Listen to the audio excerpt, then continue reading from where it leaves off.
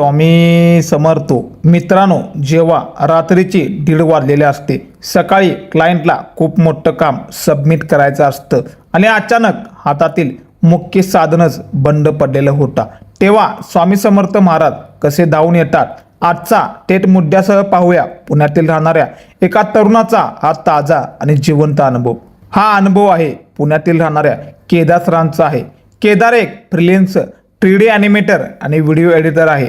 त्याला एका मोठ्या आंतरराष्ट्रीय प्रोजेक्टचे काम मिळालेलं होतं. जर हे काम वेळेत पूर्ण झालं नसतं तर त्याला खूप मोठी रक्कम मिळणार होती आणि त्याच्या घरातील आर्थिक अडचण नड भागणार होती. केदारने सलग 3 दिवस रात्री जागून संपूर्ण ॲनिमेटेड व्हिडिओ तयार केलेला होता. प्रोजेक्टही पूर्ण झालेलं होतं आणि पहाटे 3 वाजता तो व्हिडिओ रेडर होत होता. सकाळी 9 वाजता क्लायंटला डिलिव्हर द्यायचे होते, पण अचानक पहाटे 3:30 वाजता विजेचा खूप मोठा झटका बसलेला होता. केदारचा महागडा कॅम्प्युटर म्हणजे PC डायरेक्ट बंद पडलेला होता.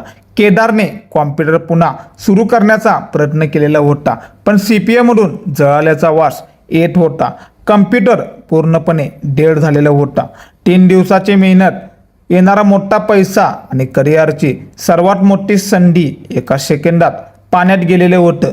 या वेळेला पुण्यात कोणतेही रिपेअरिंगचं दुकान उघडं नसतं. केदार डोक्याला हात लावून रडत होता.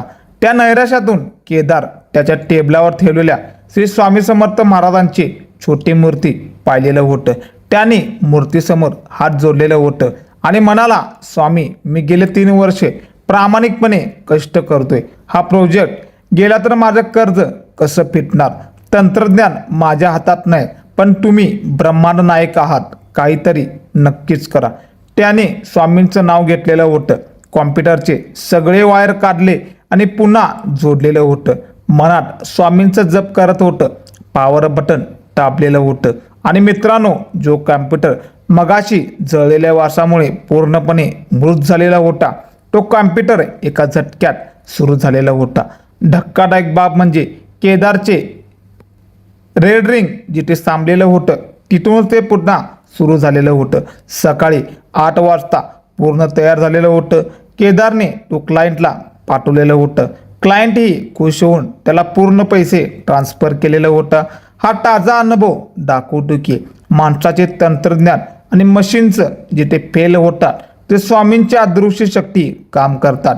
तेव्हा तुम्ही प्रामाणिकपणे कष्ट करतात तेव्हा स्वामी तुमची मेहनत कधीच वाया जाऊ देत नाहीत. मित्रांनो, हा तांत्रिक युगातील स्वामी चमत्कार आवडला असेल तर कमेंटमध्ये श्री स्वामी समर्थ नक्की लिहा. स्वामींचे असे थेट, मोजके आणि सत्य अनुभव पाहण्यासाठी पॅटर्न वेगळा या चॅनलला आत्ताच सबस्क्राईब करा, शेअर करा. श्री स्वामी समर्थ.